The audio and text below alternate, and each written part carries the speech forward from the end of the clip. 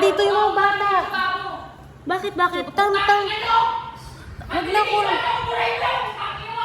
For safety ko lang to, kahit i-upload ko to o hindi. Tama na.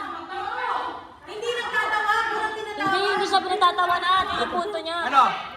Wait lang, Rob, tumigil ka na, Rob. Rob. Hindi, Rob, tumigil ka, Rob.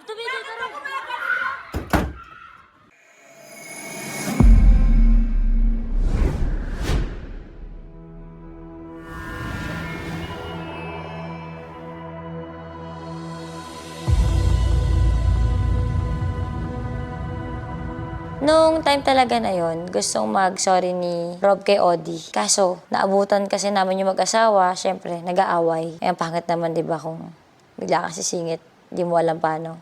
Kumbaga may unresolved issues pa eh. Tapos, bilang nag-video si Rob, alam mo yon, parang magulo. Kaya parang feeling ko, fault ko, na inutusan ko si Rob mag-video. Nadami pa tuloy siya. Parang, di pa nga okay si Odi sa'yo eh, may tampo. Tapos bilang nakita niya nag-video ka, binibidyo mo yung taong galit.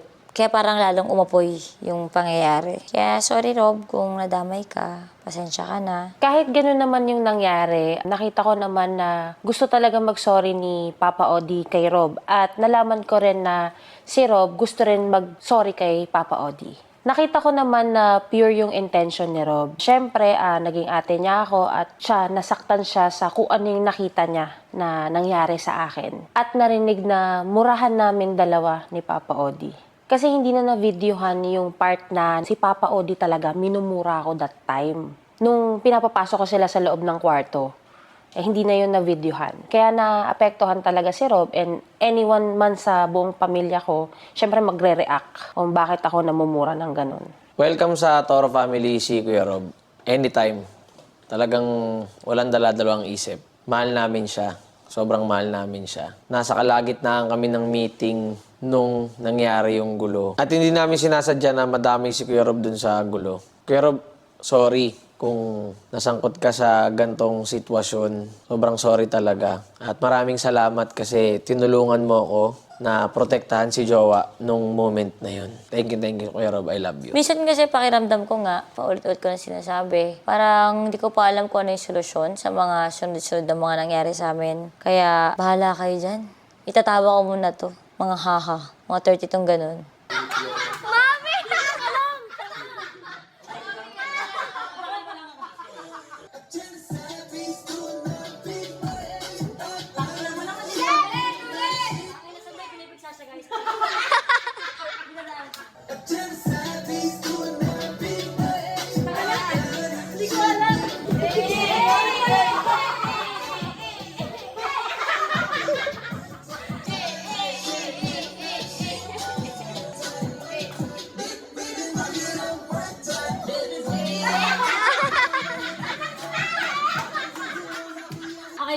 Okay naman siya, mami.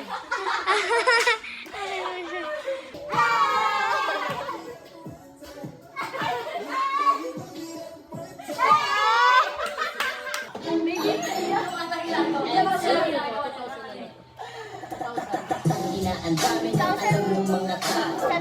Yaman ang datingan pero maiba. Oo, natamata doon, nagkakapera na kayo. Si ano sukot at madamihan ng tato.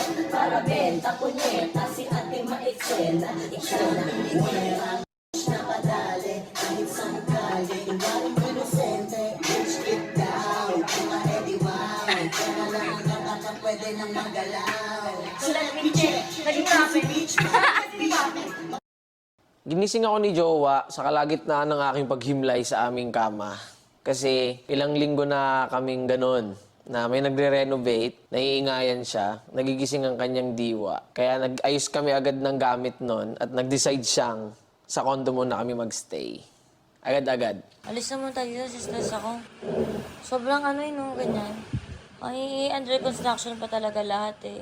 Hindi ako makatulog na maayos. As in, wala pa akong dire-diretso. May interview pa ako mamaya. Ang matindi si Abby, sobrang ingay.